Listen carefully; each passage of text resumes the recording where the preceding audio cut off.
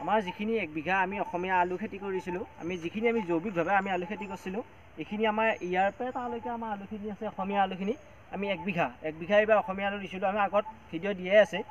আমি আজি আলু তলি আমি এইবিলাক বিহুৰি হৈছে, এই বিহুৰিটো আমি আজি উঘলি দিছোঁ।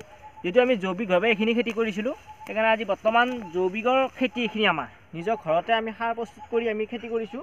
আৰু ইয়াৰ বিহুৰি আজি বেজাই বিহুৰি হৈছে, কাৰণ কি কাৰণে এইবাৰ বিহুৰি হৈছে গম নাপাওঁ, কিন্তু আমি বিহুৰিখিনি আজি আমি উঘলি আছোঁ। এতিয়া এইখিনি আমাৰ আলু বৰ্তমান গাছকেইডাল চাইছোঁ।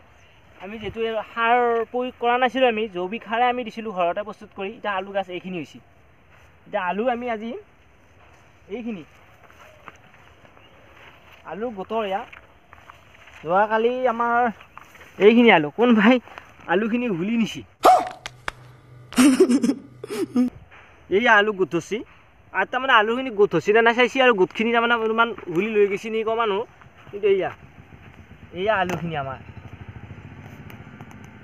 এয়া আমাৰ অসমীয়া আলুখিনি, এইখিনি আমাৰ গোট ধৰছি। ৰুবাও আমাৰ বহুত দিন হোৱা নাই, যিহেতু আমাৰ আলু অসমীয়া আলু 3 মাহ লাগে। যোৱাকালি কোনোবাই তাৰমানে উঘলি থোৱাৰ কাৰণে আমি আলুখিনি ছিঙিছোঁ, এনেই আমি আলুখিনি নিছিঙিলোঁ হয়। কোনে এইটো কাম কৰিছে গম নাপাওঁ। এইগিলা উঘলি চাইছি, এইটো গোট ধৰছি নে নাই চাব পাৰে আলুখিনি। এইখিনি আলু একে গোটেই উঘলি দিছে। ইফালে মূলাও আমাৰ উঘলিছি। ইয়াৰে এইখিনি আকৌ আমি ৰাসায়নিক সাৰ ব্যৱহাৰ কৰিছিলোঁ।